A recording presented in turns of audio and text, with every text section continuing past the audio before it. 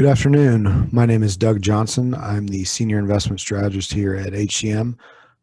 We just wanted to take some time today to provide a little bit of insight into the recent market volatility that we've seen, mainly focused around the emergence of the coronavirus and what that might mean for clients and portfolios going forward. So to start, obviously the last two trading days, both Monday, February 24th, and then Tuesday, February 25th, were rough days in the equity markets, with the major indices dropping by more than 3% on both of those days. Now, that might seem like an unprecedented event. It's actually not. To give you a little bit of context surrounding that, so since 1950, we've had 73 occurrences where you could observe a rolling 5-day return on the S&P 500 that was greater than a 7% loss. That's out of 17,652 occurrences.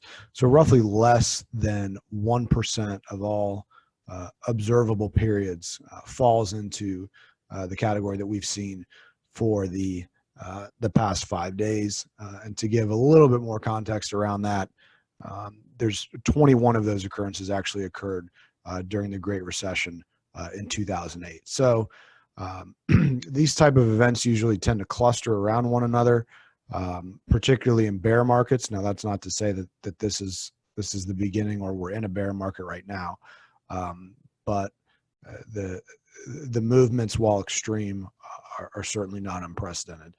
And really what we want to focus on today is kind of why we feel like that move actually took place, and then more importantly, what it means for clients moving forward, both based on an outlook and then what they might expect to see in their portfolios.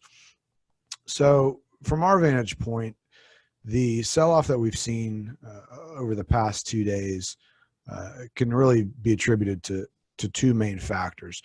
The first is obviously the coronavirus. It was almost shocking to watch the level of complacency that we saw with investors during the build-up phase of this. For probably 3 weeks now, we've seen numbers trickling out of China, originating in Wuhan, where the virus was spreading. The mortality rate was right around 2%, and things, I don't know that we'd say felt contained, but it wasn't quote unquote out of control quite yet. At the same time, the characterizations that this was just a flu, I think, were a little bit misleading, so to speak. I mean, if we are looking at the actions speak louder than words category, I would say that people in the U.S. don't put on hazmat suits when it's flu season. So the fact that the Chinese were quarantining entire cities, public officials were walking around in hazmat suits, you kind of got the idea that this was a little bit more severe than they were letting on. But for whatever reason, the market didn't seem to care or didn't really pay attention to it. And as that was happening, you got this slow buildup of an extremely overbought condition in the market. To give you an idea, the NASDAQ was trading at a level that was almost 8% higher than its 50-day moving average. Now, 50-day moving average is a common reading used in technical analysis, but really, when the actual index is trading above 5% above that average, it just shows in the short term there's just extreme dislocation to the upside, and markets cannot go up in a straight line, just like they can't go down in a straight line. So this condition needed to be unwound at some point. Now, going back to the coronavirus, on Monday was the point, I think, where investors maybe took a step back and said, okay, this is going to be a problem. And where that came from was, I think, a tipping point in cases outside of China itself. So as we saw cases rolling in from Korea, Europe, a few in the United States, Iran, other regions, we got data that would suggest that, you know, the level of skepticism that some of the Chinese data was being met with probably wasn't skeptical enough. The difference in both the mortality rates and how quickly the virus was spreading between the rest of the world and inside China just showed a gap that was not possible.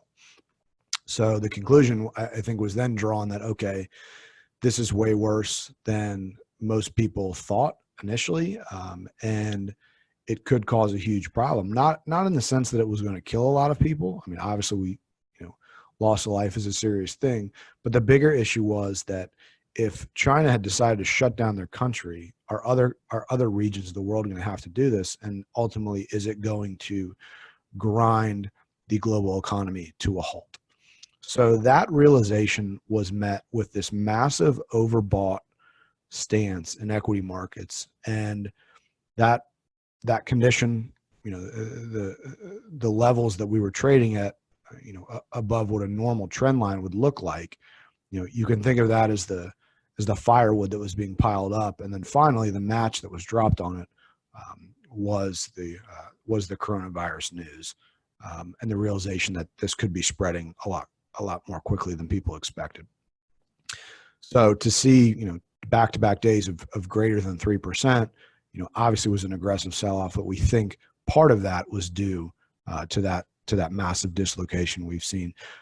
Not dissimilar to what what we saw back in January of 2018. If you remember back to that, a lot of people referred to that as Volmageddon, where a volatility ETF that bet essentially against the price of volatility going higher was such a popular vehicle, and there was so much money in it that when volatility did spike on a down day, it was a self-reinforcing trade where it just kept going against itself, and ultimately you got the fund blowing up and causing a massive unwind in positions in the market.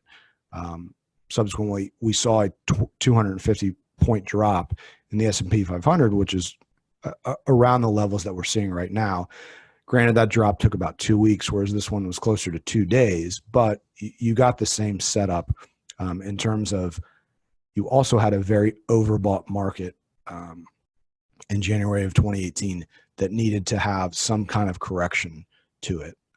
Now, fortunately, in 2018, after that correction took place, we started to get an upward trend, and everything turned out to be okay. I think the context surrounding this is a little bit different in the fact that I think everybody is searching for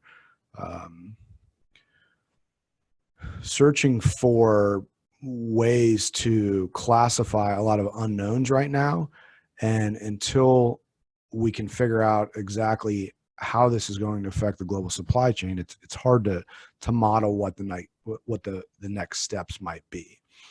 So more importantly, what happens next? So the first thing that we would remind clients is that decisions to adjust portfolios are certainly not based on price movements that we see over 1 day, over 2 days, even over a week. For us to make a move, specifically to do any kind of risk reduction, we want to have a good base of evidence before we go ahead and pull the trigger on something like that.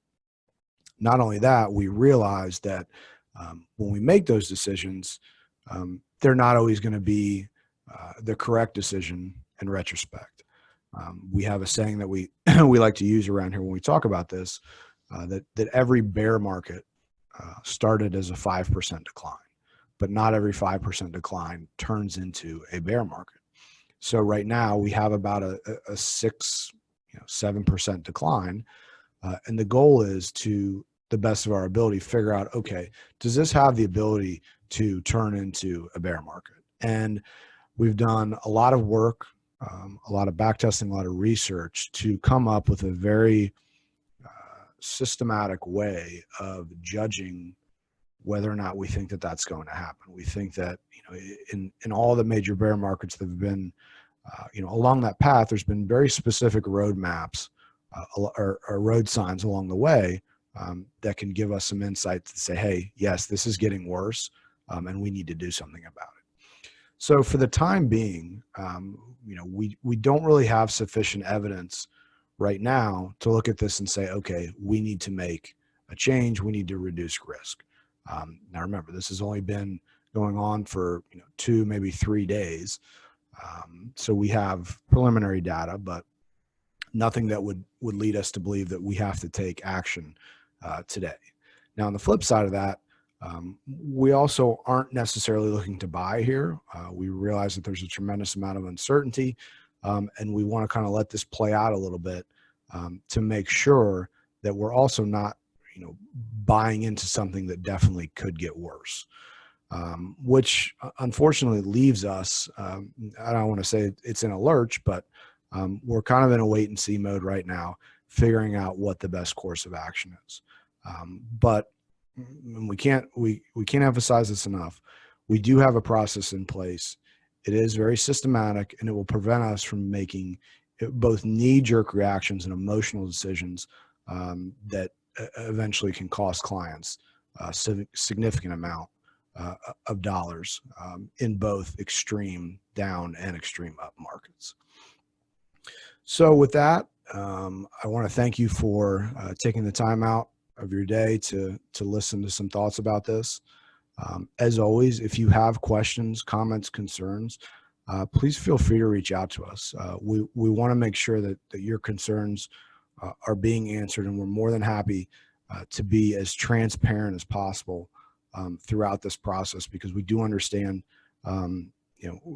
seeing days like we saw Monday and Tuesday, it's going to be emotional for clients. We want to do the best we can to help manage that and make sure that our clients understand what we're planning on doing and how we plan on doing it. So with that, again, I want to thank you and have a good day.